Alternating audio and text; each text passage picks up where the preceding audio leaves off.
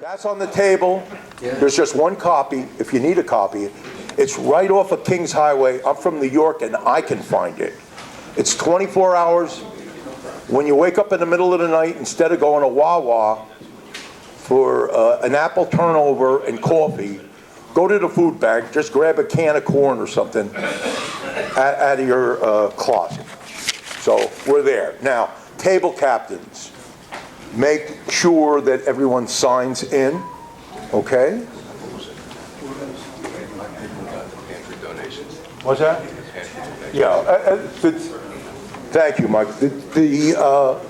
There's a place there where you can donate extra money over and above the $10 for our breakfast. Okay? So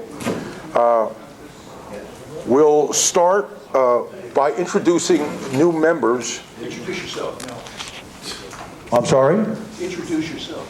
Oh, thank you, Nelson. He's military. He believes everything. And if you don't mind, can you salute Nelson when you eat? That's important to him. All right, we're going to have the new members. Bruce, do you have that new member list? Bob Greenberg? Where are you, Bob Greenberg? Here we go. Okay. Now, does Bob Greenberg look familiar to anyone? Yes. On the police report. Bob who? Yeah. He's one of our notable. Bill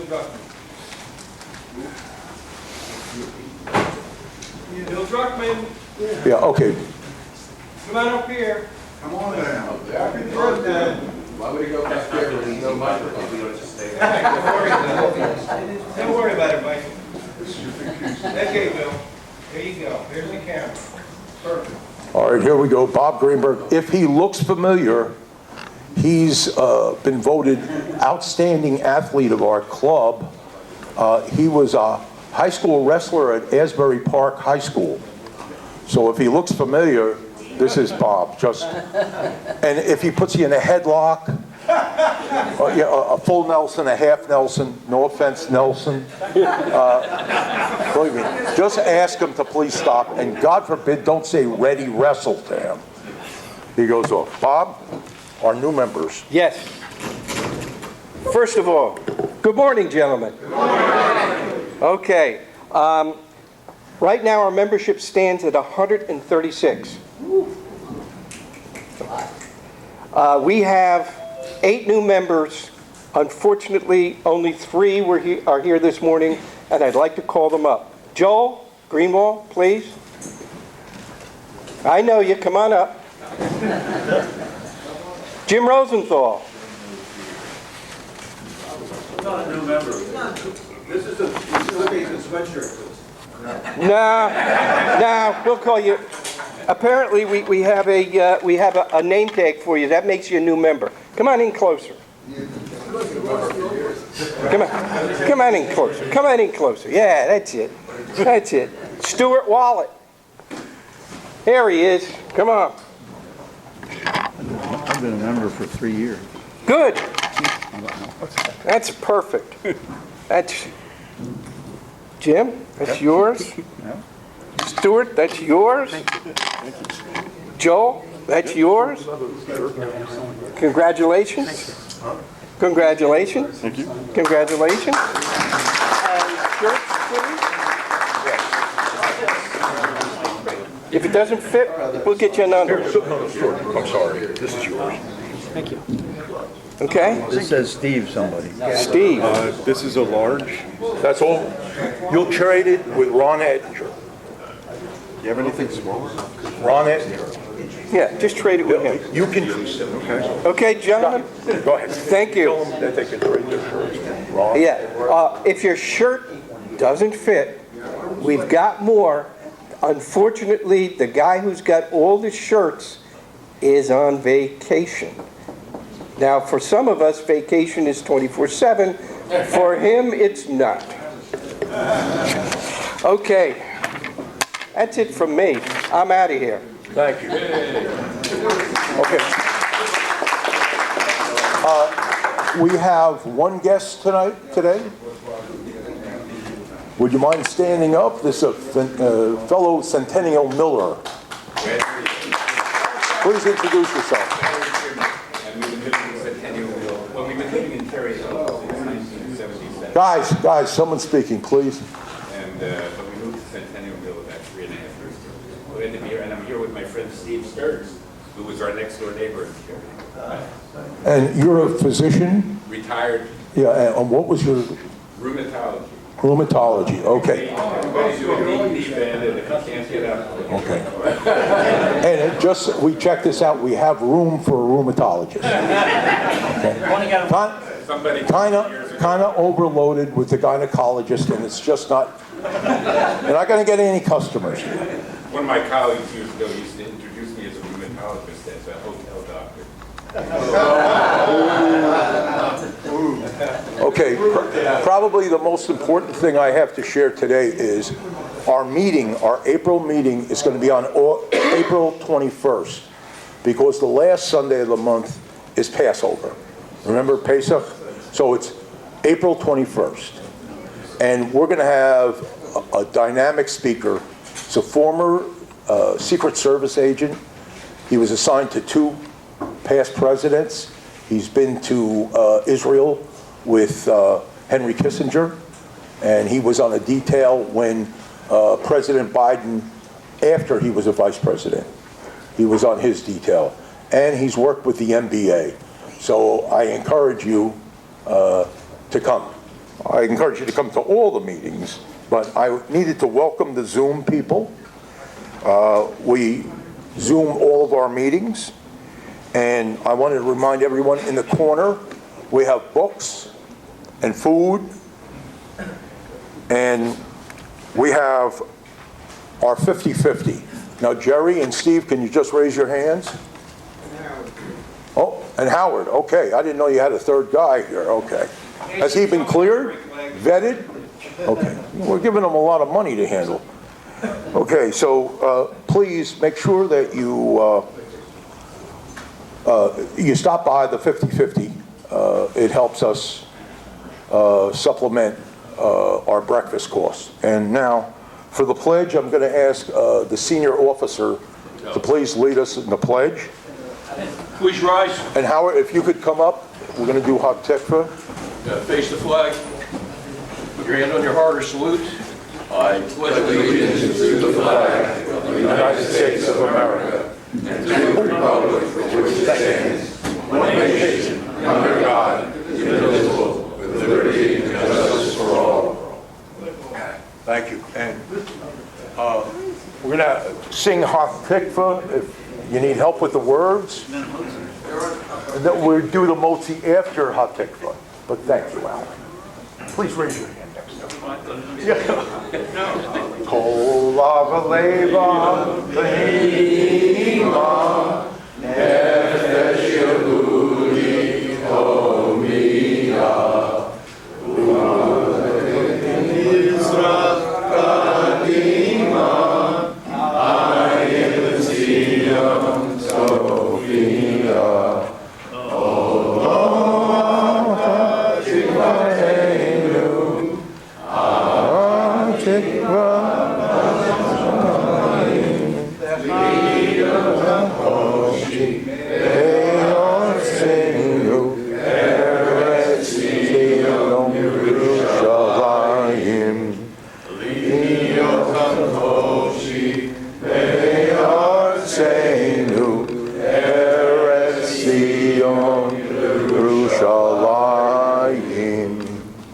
Thank you, Al.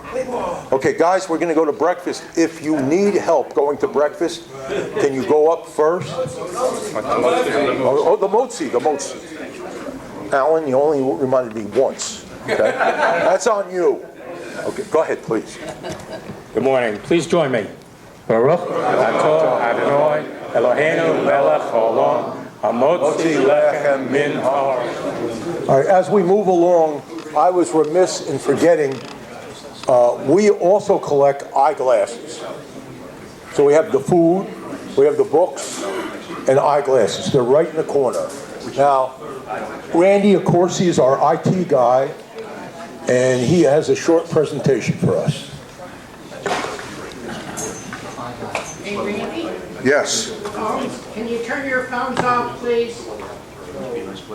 Okay. Phone's off. Turn your phones off. Bring them over here. They'll turn them off for you. Bigger trash can. Thank you, Bob. All right, just wanted to let you guys know that we have a little bit of an email problem with Google Group. Guys, come on. Closer to the mic, please. That's into the mic. That's into the mic. Ah, here we go. There you go. Being unaccustomed to public speaking. Thing needs a Viagra. There you go. But at any rate, what has happened is that there's a problem with Google Groups, I should say, and Verizon/AOL. Verizon actually owns AOL and their email servers. And what's happened over the last 2 months is that for some reason, the emails that I send out through Google Groups, just the one Google Groups, are getting treated as spam by AOL and doesn't get to a lot of you guys if you don't know to look for it. So I spent, no lie, yesterday, I spent virtually the entire day from the morning to the afternoon and into the night between 3 places just trying to get it worked out. They can't figure it out. So I just want to let you know that I'm just looking for another email, like something like MailChimp or one of those guys, to change over that a little bit more reliable so you'll get your emails. And that's basically it. So I just want to let you know that that's the reason you saw 5,000 test emails yesterday. Do not reply, etc., etc. And I apologize for that, but there wasn't any other way to do the testing. Believe it or not, AOL actually had control of my computer trying to figure it out, and they went to like 3 levels of tech help, and they just can't figure out why their own system is treating it as spam. So onward and upward, I hope. Thanks, guys, for bearing with me. Thank you. Thanks, Randy. We're now going to have Dave Schwartz, and he'd like to speak about our program at Lionsgate. Some of you guys don't know that we have a program, but we do. That's why I want to do it. No one knows about it.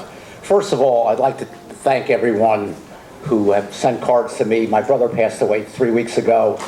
I want to thank his fabulous men's club for rising to the occasion, notwithstanding Rob and Ron, and the guys were terrific. They came, prayer books, yarmulkes. I didn't have to do anything, so thanks everyone here who has sent these wonderful cards and who came to the Shiva. I just want to remind you, once a month, second Tuesday of every month, noon to 1, very informal buffet lunch that Lionsgate provides to us in a beautiful room. We get about 20 guys from independent living who come to listen to a speaker, have lunch, and why I'm here is to ask anyone who might want to present an interesting topic, again, informally. We can do PowerPoint or just talk for a half an hour to an hour. So please let me know. The 9th of April is the next meeting, and see me before you leave today. But we can do it any month. Has anyone done sauerkraut at the... Yeah, you did. Anyway, thank you very much.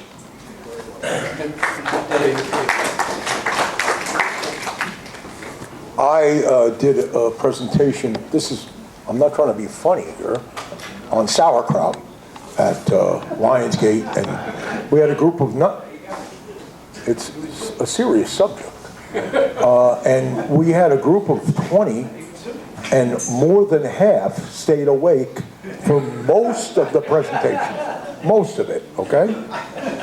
So Dave does wonderful work over there, and it's a nice lunch. Next, we're going to have Ed Stein. Ed? And Ed's our program director. He's a past president. And Ed would like me to mention that Ed was brought up on a chicken farm in Vineland. Again, not trying to be funny here, but when Ed opens his wallet up once in a while, you have chicken feathers. It's not necessary to comment or tease him about that. Just leave it alone, okay? Ed, it's yours. He's a CPA by trade, so nothing's in the wallet. Good morning, everybody. So I can do better than that, but I won't this morning. So I have two of my favorite people here today who are involved in nonprofits. And I think us being a nonprofit also, it's very appropriate. The two people we have today, and you all know from the emails you've been receiving, Larry Abrams and his wife Stacy, and Rhonda Shevrin. Larry is with Booksmiles, Rhonda is with BookMates. Just out of curiosity, I know we have some readers here, or readers who, members whose wives are readers. Who are readers? Do we have any readers? Dick's a reader? Okay, 1, 2, Larry's a reader. Alan, did you raise your hand? We have a number of readers here. If you're interested in reading at Title I schools, if you're interested in reading to young people who don't get enough attention at home with reading and learning how to read and enjoying reading, talk to Rhonda. Larry's organization, Rhonda is with JCRC, on the JCRC umbrella. That program, I'm going to let her give you a lot of the details. But anyway, I wanted to let you know that they're always looking for readers. If you're interested, while she's here today, talk to her or call the JCC and say you want to talk to Rhonda at BookMates. And Larry's retirement job is Booksmiles. And you've probably seen, if you've been to ShopRite or I don't know, they're all over the place, these big barrels. They say Booksmiles on them. People put books in them. Larry has this operation. It started over on Cuthbert, is that right? That's where you started? Out of your garage. In distributing gently used, new, old books to mostly young people. Teachers come there and pick up books. He moved from his garage. He had another garage over on that he rented over on Old Cuthbert off of 70 for a number of years, and now he has this big, wonderful facility in Pennsauken. Anyway, I'm going to let them tell you more about their endeavors. Larry? All right. So thank you very much, Ed. And I see a couple familiar faces around. I am Larry Abrams. I started a nonprofit called Booksmiles out of my garage, and I am a recently retired high school English teacher. And you may say, "Oh, he's so young. How did he do it?" I turned 55. I had my time in. I retired from a career I love. I love teaching English, but I really love running a nonprofit. And by the end of this, I want to show you ways that you can get involved. I'm going to tell a couple of stories along the way, and let's move on. What does my nonprofit do? What does Booksmiles do? We obsessively collect gently used children's books in order to give them away to kids in need. That's it. If you can help us distribute books to children in need in Title I schools, definitely check us out. But there are so many other ways that you can get involved. It's gotten to the point, too, where it's gone beyond just collecting things in bins. Guys, I have figured out, I love business, and I have figured out how to purchase truckloads, tractor-trailer loads of children's books that would otherwise go into the recycling stream or to the incinerators and into landfill. And I know it sounds bad, but children's books generally get thrown away when they are donated. These are kids from Lindenwold Preschool. I hired one of my former students to be the photographer, and I've always loved this picture of children who are happy with books. Here's another child who is happy with books. This was, some of you guys may remember the year 1967. This is from that year, about that, where I used to sit around and read. I was a book kid. I was a reader. My parents always had books around the house. And yeah, sometimes I read in my underwear there. Okay. I got a little older. Do you really think I'm reading that book? Yeah, no, I'm not reading that book. But again, books are around the house, so I had that advantage.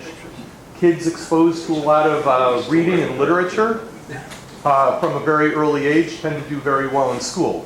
I'm telling a room full of Jews this, and that is something that is so common among our people.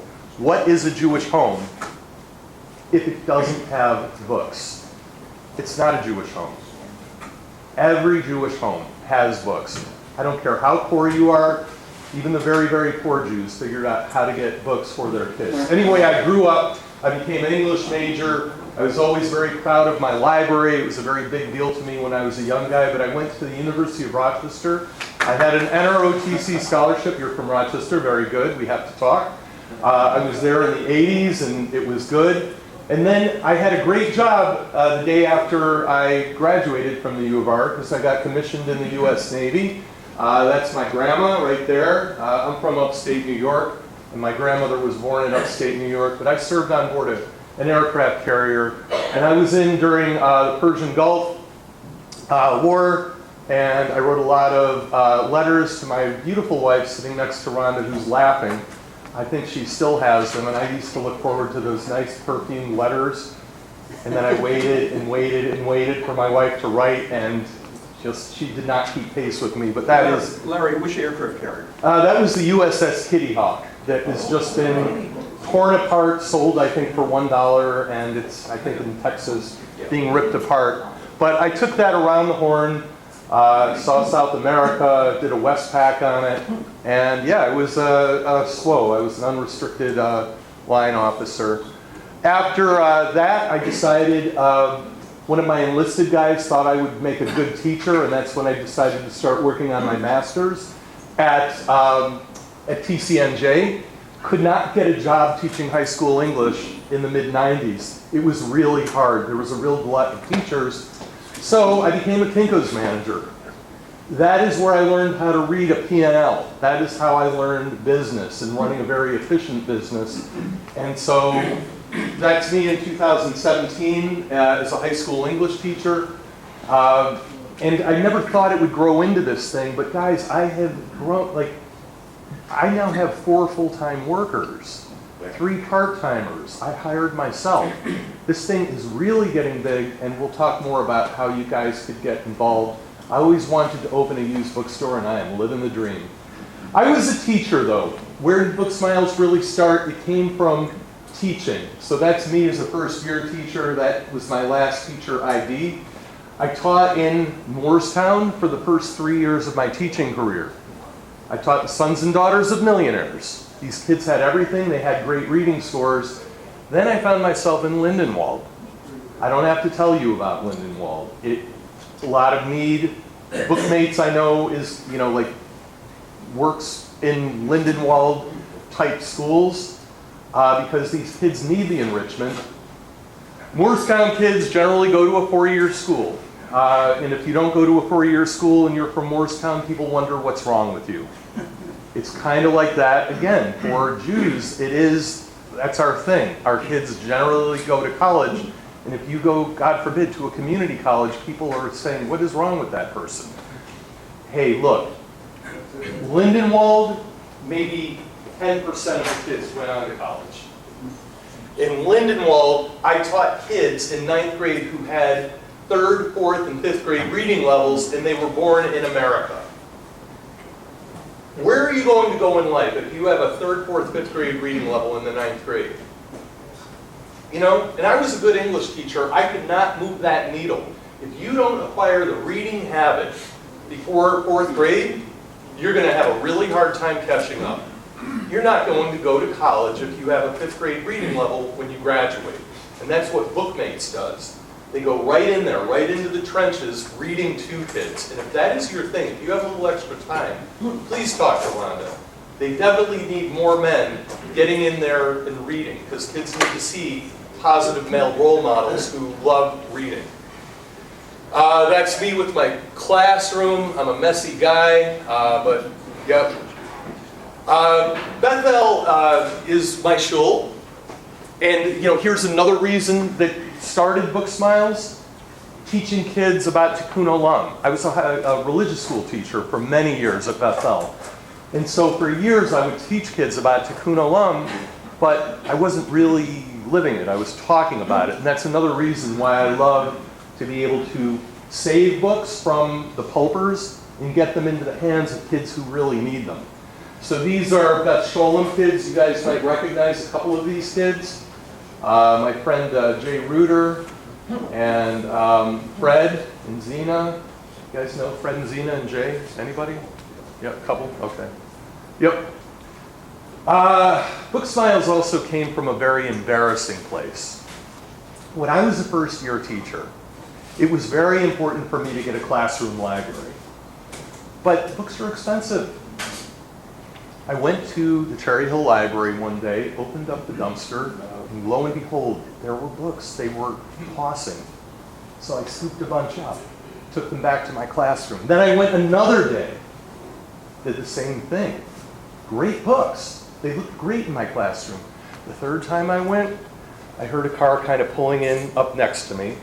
And here I am going through the dumpster. Then I looked over, it's a cop. Not that cop, but that's a Cherry Hill cop that I found online. Sir, what are you doing? Officer, I'm getting books for... Sir, why are you doing this? Well, I'm a teacher, officer, and they're throwing the books away. Sir, why don't you just talk to them and maybe they can put books aside for you? And I said, officer, it doesn't work that way. You are trespassing, sir, and you need to step away from the dumpster. Guys, it was freaking humiliating. Here I am, one public servant, talking to another public servant, and I'm the one going through a dumpster. I even went towards the officer, like, hey, like I kind of took, like, officer, really, that's okay. And he, like, stepped back, like, because I'm a big old guy, and here I am, like a vagrant, going through this stuff. And so that's one of the real inspirations behind it. But guys, here is the real, this is the North Star. One day, while as class was leaving, I asked one of my students, who was a senior and also a mom, I asked, what are you reading to your baby daughter? And she said to me, Mr. Abrams, I'm not reading to her. Why aren't you reading to your daughter? No, she's too little to understand, Mr. Abrams. No, she's not too little to understand. When my kids were little, here I am going into parent-to-parent mode with a 17-year-old. It was weird, but I said, no, she's not too little to understand. When my kids were little, I read to them, and when my daughter was 1.5 years old, she was reading back Goodnight Moon to me. Your daughter can do that too. And then she said something, guys, that crushed my heart. We don't do that in my culture. She said that to me. Now, this is not my student, Bellienda. This is another mom. That is the mother, that is the daughter. I was in a laundromat in Clementon giving books away. And this was the first book that baby had ever had. Bellienda's daughter grew up. She's now a reader, but I had to really process, like, what does that even mean? That's not part of my culture. It got me thinking about culture. It got me thinking about being Jewish, about my culture, and how we obsessively read to our kids. It is not acceptable in a Jewish household not to read to your kids. Not acceptable. I did a book drive for Bellienda. And that's me. After the first book drive, these books just piled in. I went on Facebook. I went to my shul. Hey, I'm collecting. And all these used books started showing up. And I gave to Bellienda, who gave the books and eventually started reading to her daughter. That girl is now in 9th grade. And the girl's favorite subject is language arts. And she's reading on level. This just makes sense. I started doing research, and I learned about things called book deserts. There was a very famous study done that is so real, and it's determined that in middle-income neighborhoods, on average, there are 13 books per child in the household. But when you go to book deserts, When you go to inner city Philly, Baltimore, North Philly, on average, there's one book for every 300 children. Guys, it is culture. It's parents not knowing that reading to students, to their children, is a good thing. My student who was born in Mexico, she wasn't read to when she was a baby because that wasn't part of the culture. In a lot of cultures, they just wait until the kids go to kindergarten or first grade and then they get read to. So book ownership is everything. Tell me about this. That is real. I've had that. What do you think is going to happen to a child who gets read to? Quantum physics for babies. Of course they're going to grow up hearing a lot of words and being successful. Story now. Let's talk business. So I started this thing out in my garage, and from 2017 to 19, my wife tolerated this. Thank you so much, Stacy. Everyone give it up for Stacy for and I would come out and I'd sort the books, but in 2019, I got chased out of my classroom, kind of looked like that too, and they said, Larry, you can't do this anymore. I even had the copy room at Bethel where they gave me some things, and so I had the chance, I convinced people that this is important, and I had my first check written for $25,000 that got me out of my garage and into that first facility that Ed remembers. I had the money to pay $13.50 a month for rent, but I wasn't paying myself. I was able to hire a part-timer, and that is the facility that Ed remembers. It was kind of a barrack-style thing, 1,000 square feet. I started distributing books to my fellow teachers, because who better to distribute books than teachers? And it was like living in a submarine. It was really tight. But then I got, after the lease expired, Ed actually took me around. We went looking for property. I don't think we saw this one, but Ed knows a little bit about this stuff, took me around and got me talking to a realtor. Actually, the realtor you met helped get me into this place. 4,300 square feet. We're cranking out 60,000 books a month now, but we've had a couple of months where it's 80,000 books out a month. Guys, I had to figure out how to do this. Nobody taught me how to palletize books. I want you to come to the book bank. I have brochures. You can just sign up for sorting hours, and I am looking to hire on the weekends. So if you know any guys who still have a good back, I am looking to hire. It's not just volunteering. I am hiring, actively hiring. The NJEA certainly helped propel our message because we now are distributing all across New Jersey. NJEA conventions are just super fun, and I love handling a pallet jack. I love this stuff. I love warehouse work. I didn't know how to use a pallet jack, and now I can use a lift gate, a pallet tilter, a pallet stacker. I really want you guys to come and see this place. NJE, that's Mr. Reading Rainbow. I met him. Those are some of our staff members who helped me distribute books. Philadelphia Inquirer covered us back in the early years, 2018. We were chosen as CNN Heroes about a year and a half ago, and that was kind of cool. Guys, how can you help? Again, I gave you guys brochures. Take one of the Booksmiles brochures home with you. Go onto our website and just come visit. Come volunteer. Rhonda has been so nice to have her BookMates volunteers come to the book bank to sort and to take books. And this place is open for you. Tuesdays and Thursdays, if you want, who's in charge of programming? Is it Ed? You can get these guys together. I know you can rustle up 10, 12 guys to come and sort on some Tuesday or Thursday, anytime you choose it. Here's another way you can help. If you are downsizing, I will take grown-up books. Why do you take grown-up books, Larry? Well, that's a very good question. I am able to turn grown-up books into kids' books because I now trade them with a book flipper ton for ton. I am taking a commodity that was valueless. It was valuable only to the pulpers. I am paying more. If I can't do an even trade, pallet for pallet, grown-up books for kids' books, I will gladly pay $100, $175 for a pallet of gently used children's books. That is the industrial level that we are taking to. We are going to open up a book bank in Philly.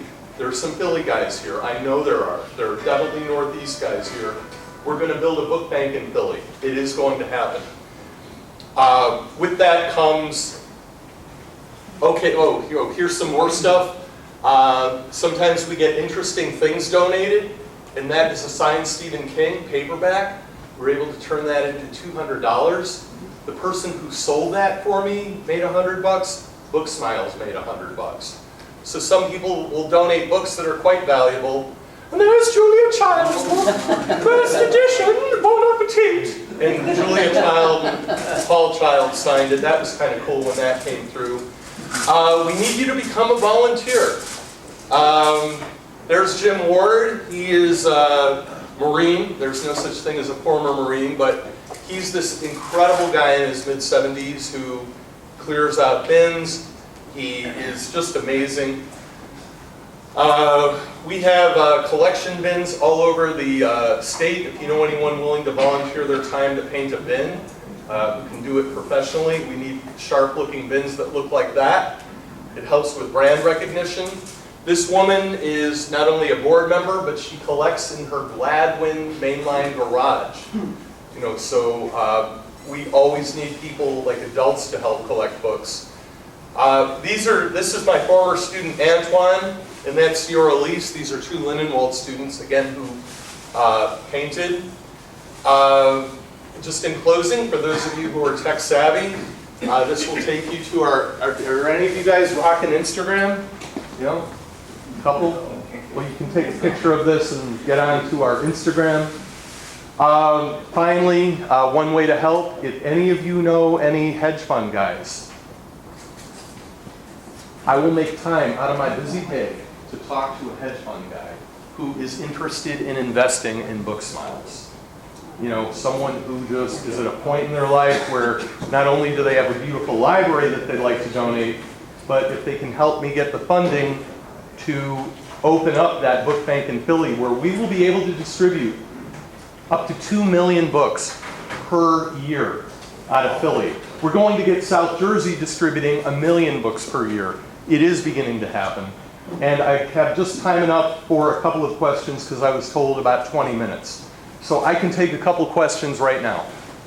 Yes, sir, your hand was up first. Why don't you call Michael Milken? Michael Milken? I don't have him on my Rolodex. If you know someone who knows the guy, I would be happy to talk to him, seriously. If you know somebody who knows somebody, I will explain to them what we're doing because nobody else in the country is doing this. Nobody. All right, great. Anybody else? Any other good questions? There were a couple that went up here. Don't be shy. Yes? Do you find with the electronic devices that books are actually less popular now? Absolutely, particularly among teenagers. And when I taught, the kids were doing this all the time. However, for babies, shame on you if you're giving your baby a tablet or a phone. Babies are tactile creatures, and if we can just get them before 3rd, 4th grade, kids like touching things. So that's my wheelhouse. All right? Any others? Yes? I don't know the people, but there's a foundation. He was an insurance guy who's no longer around, but he has a foundation every year. They give several awards to somebody to follow. They can quit their job. They can, for 2 years, they get funded about $125,000 a year, I think it is. Okay. McDouglas, or something like that. I'll find out. Could you please, what's your name? Stu Wallace. Stu, I need to give you my card before we go. Make that a point. And then one other thing I want to bring up. I watch Fox News channels, the national. They have people on all the time who have started businesses who do things like, the share. And the different people have people on there all the time who lead these things. They give you a few minutes to present. I would, you know what, that is how I got onto CNN Heroes, don't it? You don't have to boo CNN. Hey, we Americans, we need all different points of view. Booksmiles is proudly nonpartisan. It's all the stuff I learned in the Navy. There are 3 things we don't talk about in the wardroom. You don't talk about religion, politics, or women. So, like getting a hold of anyone who will help promote the cause, hey man, I'm ready to dance. I'm going to find out, I'm going to get more of these. And I have a bunch of them. Yeah, I'm going to take a little note, and I'm going to find out how to get to them. I'm going to send them off to say, this is somebody you should be looking at. You are a good man, sir. Okay, do we have time for more? I don't want to run over. All right, a couple more questions. Yes, sir. Who are your competitors? Who else? Here is the thing. I am in a space right now where there are no competitors. It never occurred to anyone to look at children's books as a commodity. Children's book, like a lot of the competitors, Children's Learning Initiative, they buy new books. They get them wholesale. We do the hard work of taking used books. Like Goodwill, we sort through what's good, what isn't. We level them, and then we box them up. But man, like, we're starting something really new and crazy here. Ask Ray Kroc, who were his competitors in the early 50s. I saw The Founder 3 times. I do not watch movies over and over. I love that movie. This is new. This is green. It's good for the environment, and it's good for kids. And it's giving access to all children. That's the golden thing, access. All right, I think that is all the time. Not yet, not yet. Say again, Randy? Larry? Yo, not yet. I don't, I think I have one more slide, but that was the important one. Yeah, that's it. Not till the speakers are all done. All right. Thank you so much. And you want to give this to them now or when they're No, done? at the end, after At the end, Rhonda. okay. Thank you, Larry. Hello. Thank you, Larry. You're welcome. Closer to the mic. Rhonda Shevrin from BookMates. So I'm going to try to talk without that thing. So, Here. Just click that so that we get it back there. just clip it? Yeah. Okay. Okay, is that all right? Good now. It's good. It's good? Okay. So thank you for having me today. I feel like there's not a lot for me to talk about because Larry really talked about reading to young kids. And he mentioned that if kids can't read by 3rd grade, they can't read to learn. So 3rd grade is a very pivotal point with children. I guess I'm going to backtrack because give you a better BookMates. We are in our 25th year. This is our 25th year reading. I do see some readers that used to read for us. I see current readers. Oh, I see another reader. This is amazing. I didn't realize you guys have such an amazing group. So we are part of the JCRC, the Jewish Community Relations Council, which is part of the Jewish Federation. Even though I am part of the JCRC and the Jewish Federation, BookMates has its own budget. We are responsible for raising the funds for our budget. We do not get funding from the agency. And in part, it's a good thing because when years are tough and they're always looking to cut, and they can, look to cut BookMates, they look and they're like, oh, we can't cut BookMates. We're not giving them anything. So BookMates has survived for 25 years because we are self-sufficient.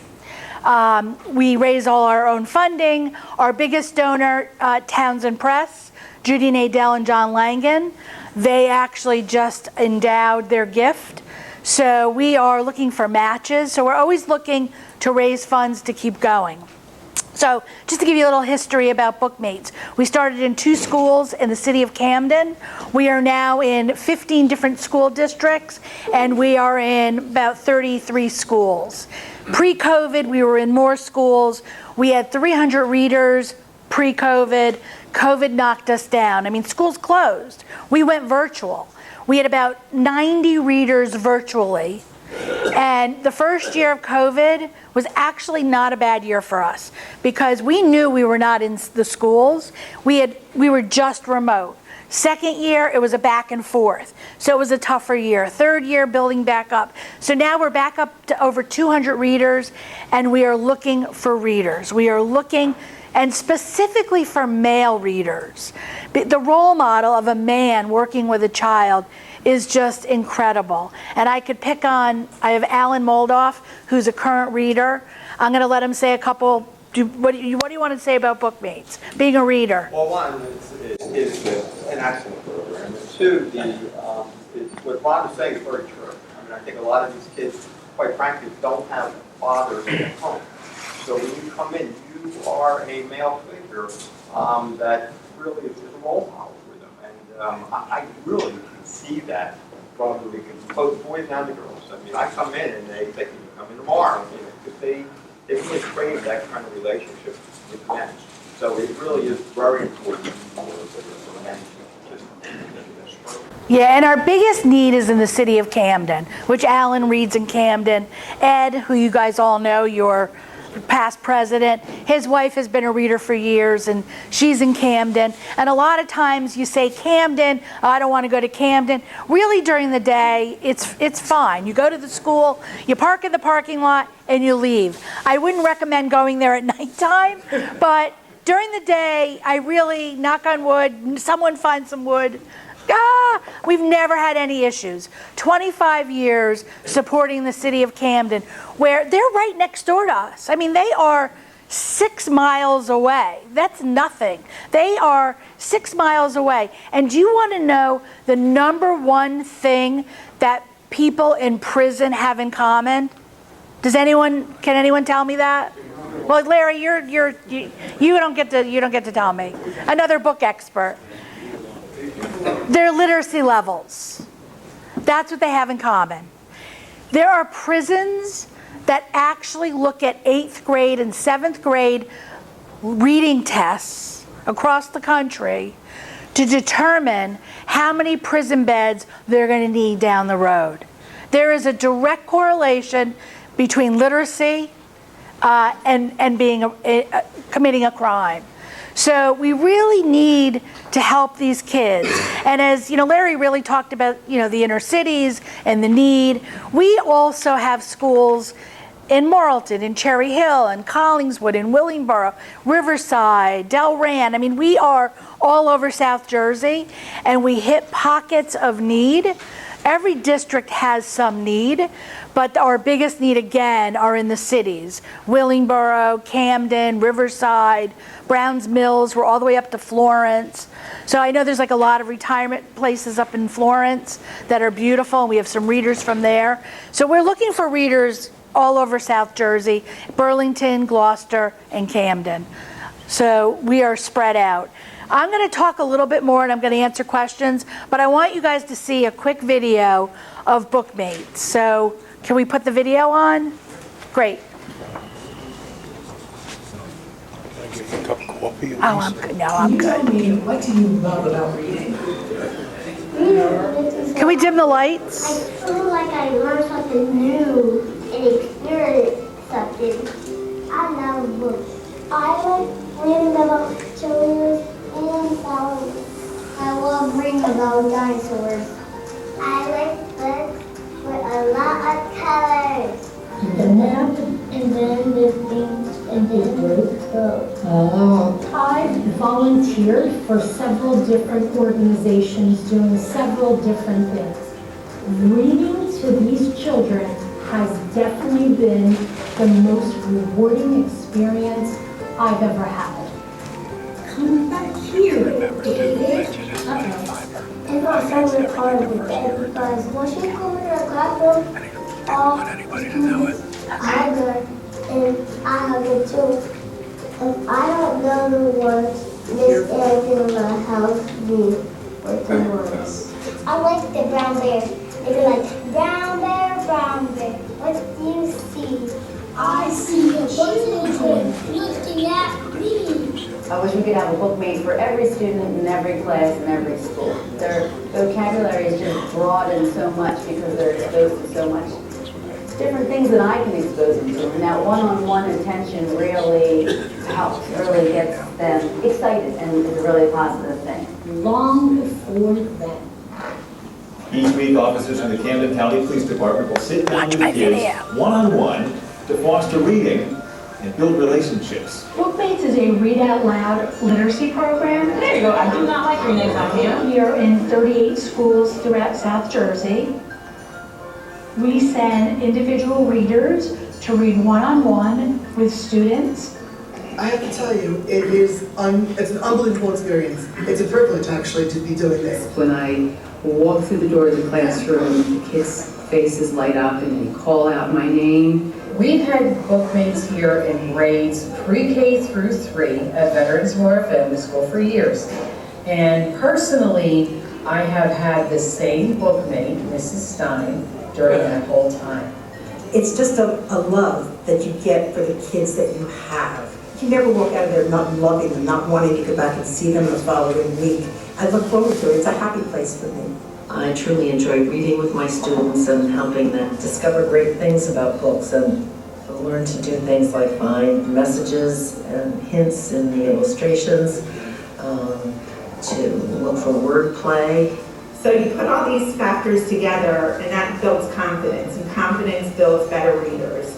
And I know these kids they have the skills what it takes to be the best readers that they can be. The teachers are great, very flexible working with my work schedule, and we work around the student's special schedule and if there's anything that comes up. Rhonda and the BookMates program have been active in the city for a long, long time, and we have just developed a wonderful partnership. I always talk about the 3 C's, caring, care for our kids and our community. You've been committed to our kids and our community, but more importantly, over here you show consistency in helping our community. This is good collaboration and working together. Can y'all say working together? Working together. That's what we do in Camden. We work together because I call that Camden Strong. Y'all say Camden Strong? Camden Strong. There you talk. So many of them start out the school year a little shy, maybe a little timid, and by spending time with them one-on-one, I help them gain confidence and they feel special. This is the goal of the BookMates program, to be a part of a student's learning and witnessing the growth and success of their achievements. If you can help develop a love or a passion for reading, then you've created a lifelong learner and someone who's going to have a robust vocabulary and become an excellent writer. And that's what the BookMates program helps to do. It helps reading to come alive for our scholars. This was my first year as a volunteer for BookMates. It was really enriching for me. I feel like it was for the children as well. I would recommend this experience to anybody with any interest in reading to children, and I plan on continue doing it myself in the future. I joined this so that I could try to have an impact on some young students' lives. In the end, it truly has had a bigger impact on mine. A big thank you to Rhonda Shevrin, who encouraged me for so long to be a bookmate. Thank you to JCRC for running this incredible program. BookMates is so near and dear to my heart. And a special shout out to Townsend Press and Judy Mandel for making this possible. BookMates is truly making an impact on children in the South Jersey area. BookMates is the best. Thank you, BookMates. Thank you, BookMates.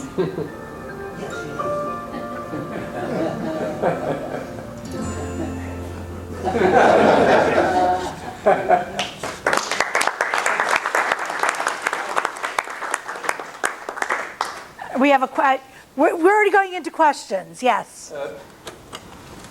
With all the increase of anti-Semitism, Yep. I think you should emphasize this is a Jewish-started, a Jewish-run organization. Same thing with Booksmiles. At the beginning, a lot of these kids, a lot of these parents don't know what JCRC stands for. You Right. had that mentioned twice, I think, up there by one person. Please, So, just emphasize it. they definitely know, just so you know, that we are a Jewish organization. How do they know that? Well, number one, The film that says it. well, number one, we are, thank goodness, housed in this building. Everything that we have schools that come into this building. We have teachers, principals, everyone comes into this building. This is where our appreciation is every year. We have about 250 to 300 people that enter this building. We do an opening prayer in Hebrew. We have a Hazan that performs. We are an interfaith program. So we also have a priest. We talk about, we are an interfaith program. The schools know everything, every book that we donate has our sticker in it. And it has a chauffeur, and this. So, look, does a 5-year-old know? No. How can a 5-year-old understand that? But they will understand as they get older. Oh, BookMates, yeah, that's part of the. I mean, it is known throughout the schools that that it is run out of a Jewish facility. Now, not everyone involved is Jewish. Half my readers are not Jewish.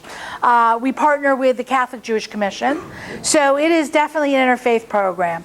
But we don't read any religious books. We don't read any holiday books. I mean, we also have to abide by school policies. We don't talk about religion. So we keep religion out of the schools. But there is a clear message. We work with, also, we train police departments. We have been working with Camden Police Department for 9 years. We work with the Cherry Hill Police Department. We are in our 6th year. And this year we just picked up the Evesham Police. And all the training that we do is typically in this building. They know they are coming to a Jewish facility to do the training. And the children know. A 5-year-old. 5-year-old is being trained to be anti-Semitic. Okay. I don't mean to be obnoxious to you. Yeah, it's okay. It's okay. We don't teach religion to 5-year-olds. We're not teaching religion. We're saying Jewish. Okay. I'm sorry. Yeah, we're. let me just, Yeah. bring up the JCRC. And, Yeah. I very much understand the concern that you raised, but I said I very much. Come closer to me. Okay. No, I very much understand the concern that you raised. I mean, I do believe. I mean, but I understand from Rhonda's perspective, and as a speaker, I mean, as a reader, it is very hard to talk to these kids. You really can't talk to these kids about religion because that's not what you're there for. So that is, it's a difficult issue. I do believe that as far as our PR and whatever, I think the community should know, and I think that we do that. Perhaps we can do it even more, but the community should know that this is a program, and the schools should know, and I think they do, because as Rhonda said, they do come to the appreciation program, and it is at the JCC, and so it's very clear to them.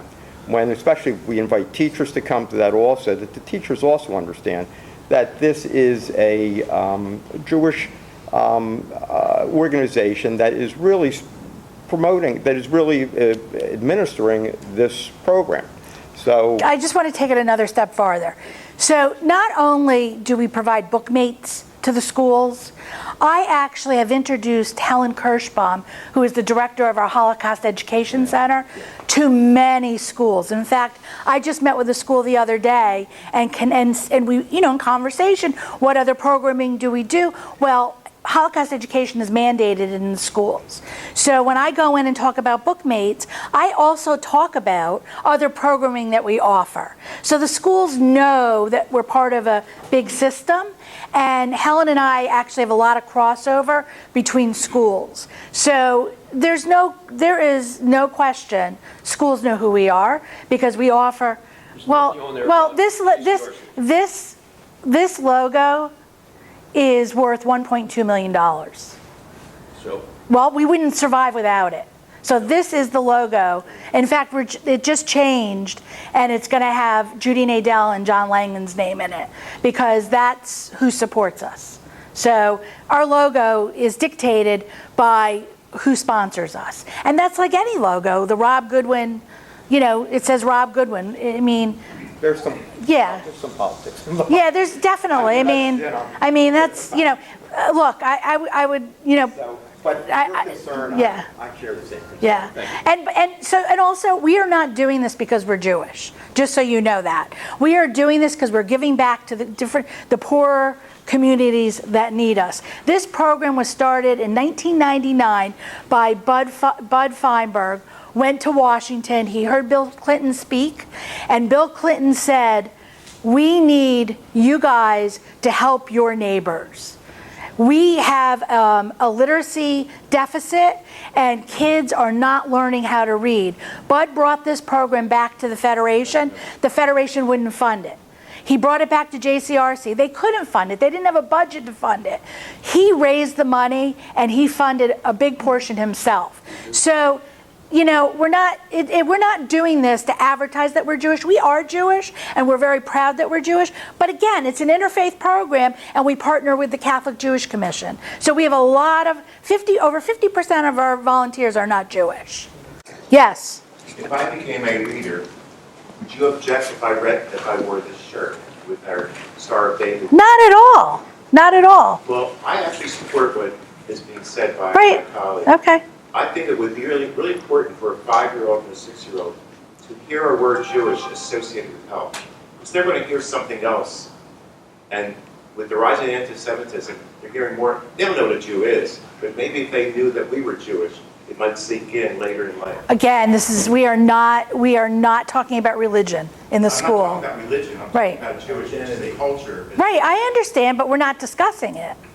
That's just not, we're working with kindergarten and first graders, and we're not discussing religion. Question. Yes. What are the parents of these kids? Are they aware that there are Jewish people out there helping their children? Some schools get permission, and some schools don't. It's really a fine line because a lot of these parents are absentee. A lot of these kids are in foster care. A lot of them don't have parents. I mean, there's really a mix of kids that we work with. And there are also HIPAA laws, so we don't really know their background, where they live, or things like that. Well, not HIPAA, but there are other laws. Yes, Ron. Yes. I think the point that's being made by these gentlemen is that we're in some tough times for Jews. And we're not pushing Judaism, we're pushing fight against anti-Semitism and educating people.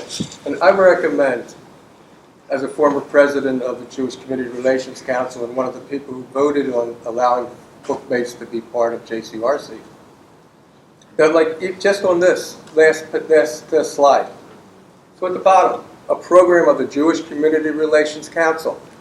We're not pushing religion, we're making a statement of fact, and it can only have a positive impact on the people who see it.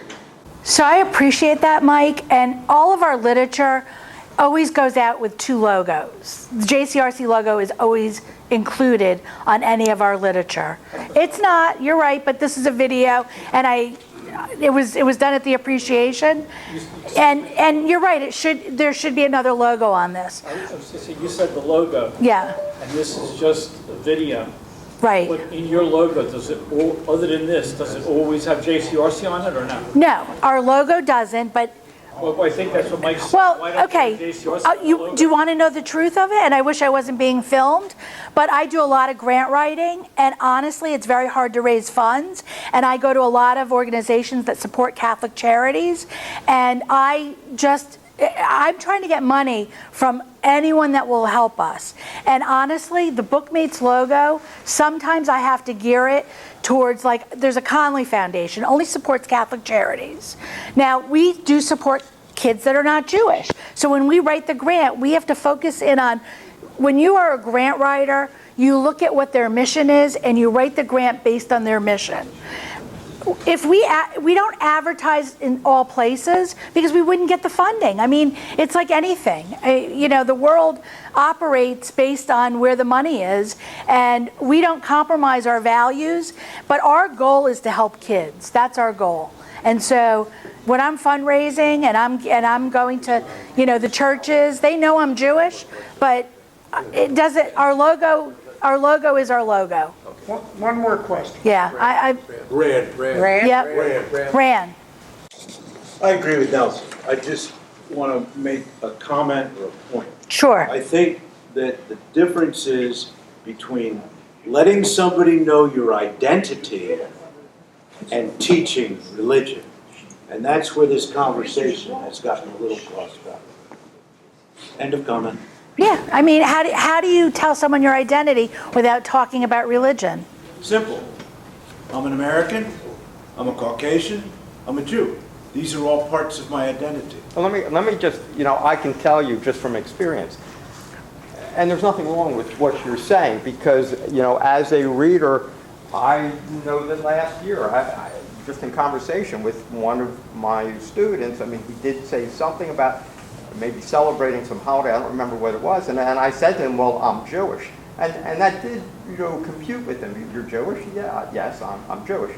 So, there's no need to really hide your identity. That's not, I think, what anybody's saying. So quite frankly, just by you being there and being a reader, and, I don't know whether it comes up or doesn't come up, but obviously nobody's saying that you need to hide your identity, because that's who you are. If you guys come to the book bank, I will loud and proud say on our social media, if I have blue shirts coming in, you guys are sorting, hey man, let's go, let's rock and roll, but I'll put it back at you. I understand Randy is a social media guy. He's not listening right now. But, you want to advertise that you are in the book bank, and as Jews you're doing it, it goes both ways. Go out there. I told you that this comes from a Jewish spot in my heart. It might not have ever occurred to me. And I know Rhonda's doing it too. What's that? What they're saying, I do hear. What are you doing to make the world better? How are you looking after the widows and orphans? This group is a And that tough group conversation when it comes will to come that. up. I've heard them. It is what it is. But, it was such a pleasure being able to talk to you guys, to see one of our partners, Rhonda, here. And again, Ed, thank you so much. You're the guy. Thank you for your time. As you know, we had a law enforcement breakfast a number of months ago. There are two organizations that benefit from the law enforcement breakfast. Hero Scholarship, Camden County Hero Scholarship, who was here a few months ago to receive our contribution. And JCRC is here today. I'm sorry, I forgot your name that quick. Alan Mulder. Alan, would you come up? And Mike, who, as you all know, is the driving force behind the law enforcement. Thanks, Bob. That's why you don't give it.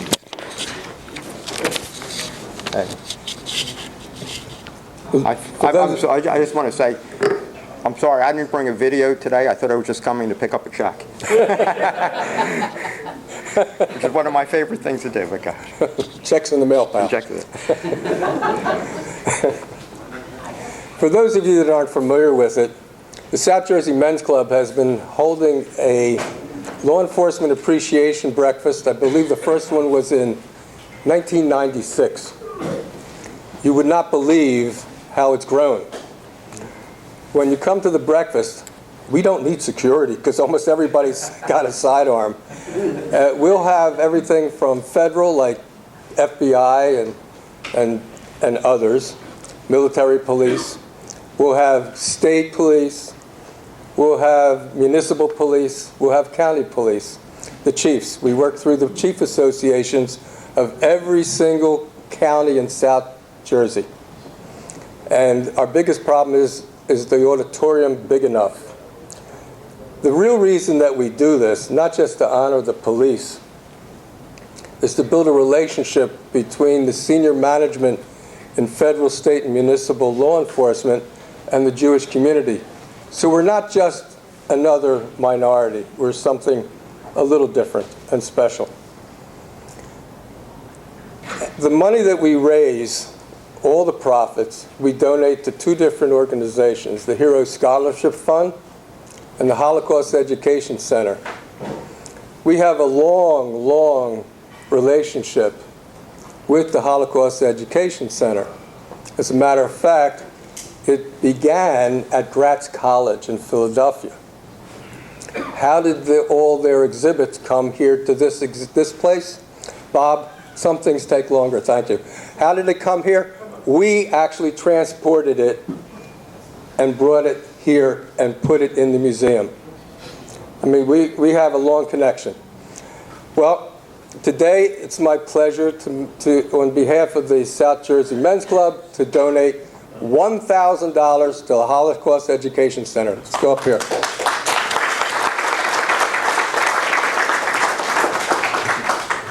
I'm going to be on your other side. Okay, middle. Okay. Go right in front.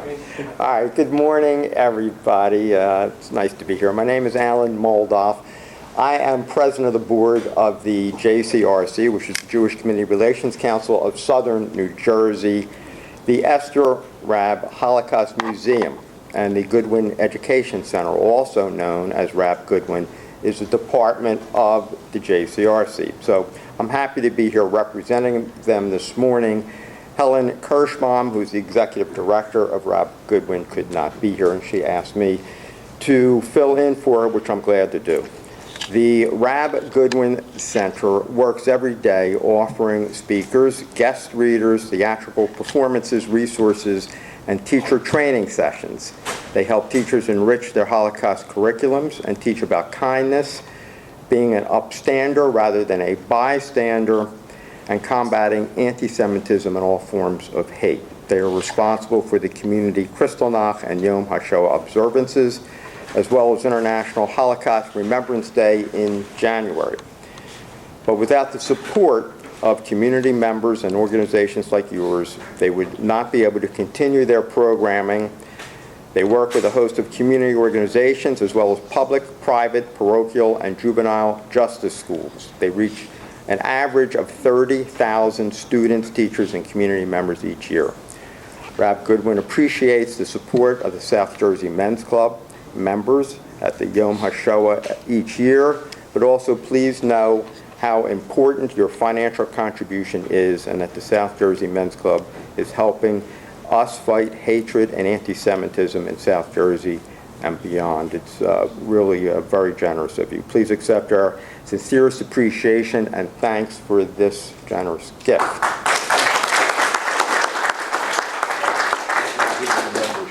While I'm here, and on behalf of the JCRC, there's another issue that I wanted to bring up, and I know that everyone in this room is very concerned about anti-Semitism, as we at JCRC is as well.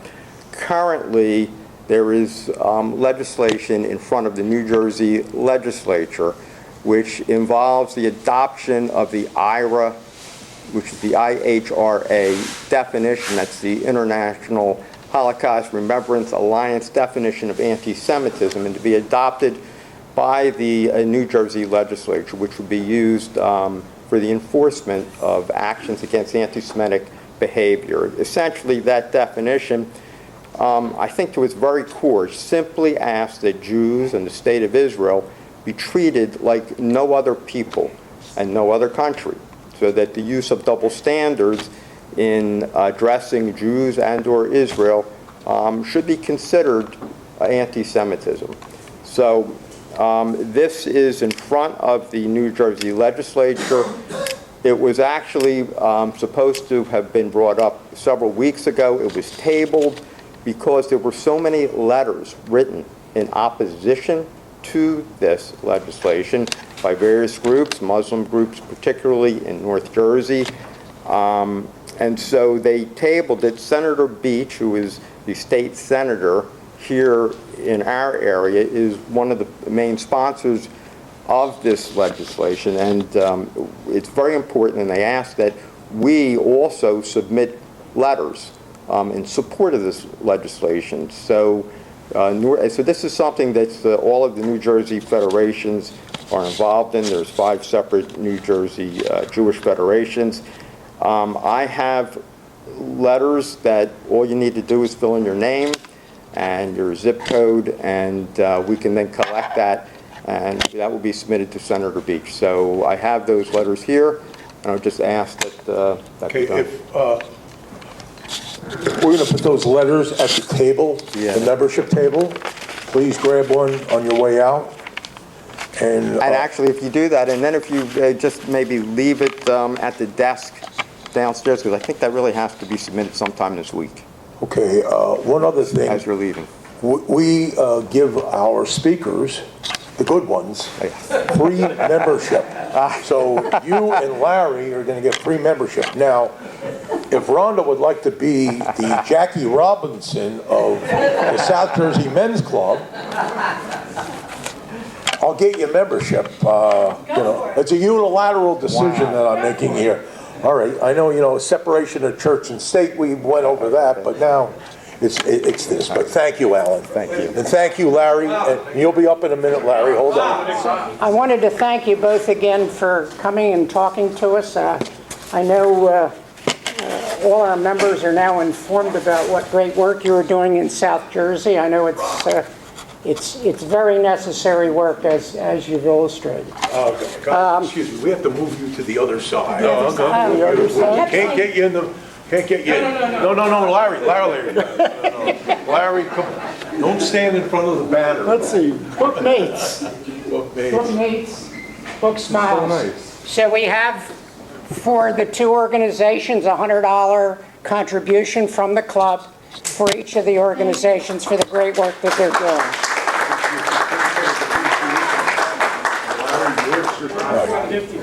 That's okay, guys. The 50-50. No.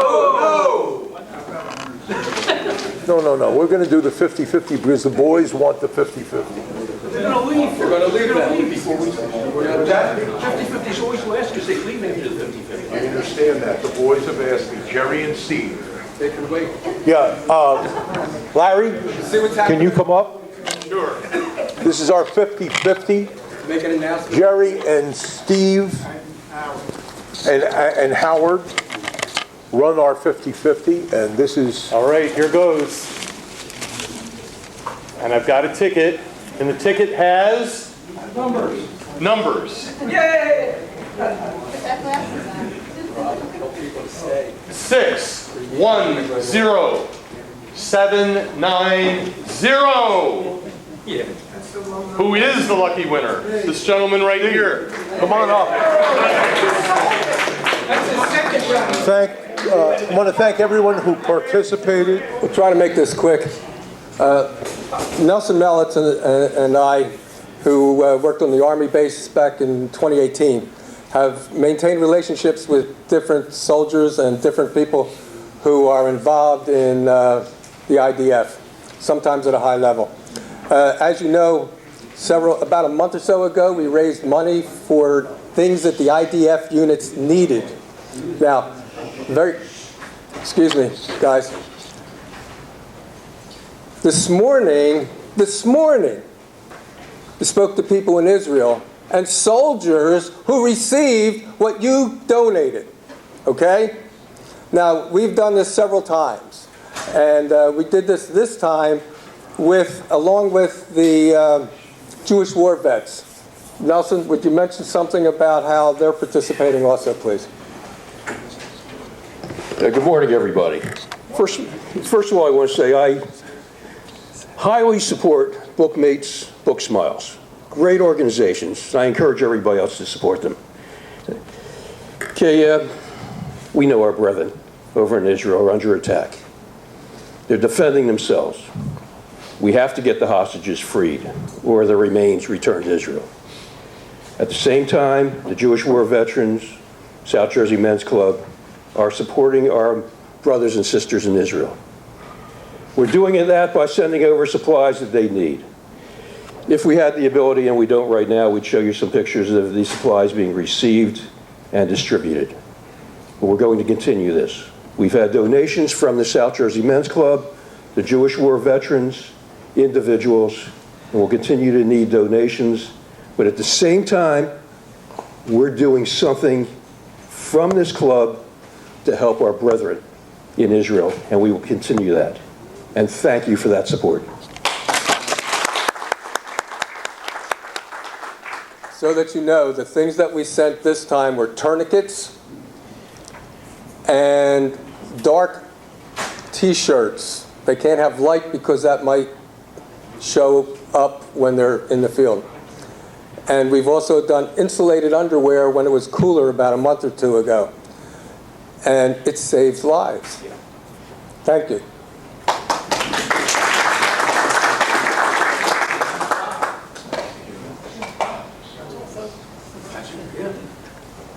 Rob, would you like to come up and end the meeting? Thank you. I know you want to get an early start by getting away from the traffic.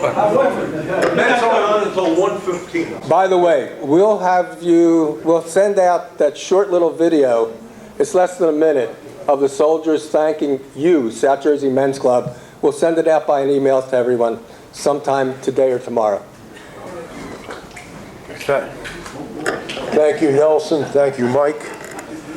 We're going to wrap up the meeting, but one last thing. If you volunteer at the food bank, can you stand up?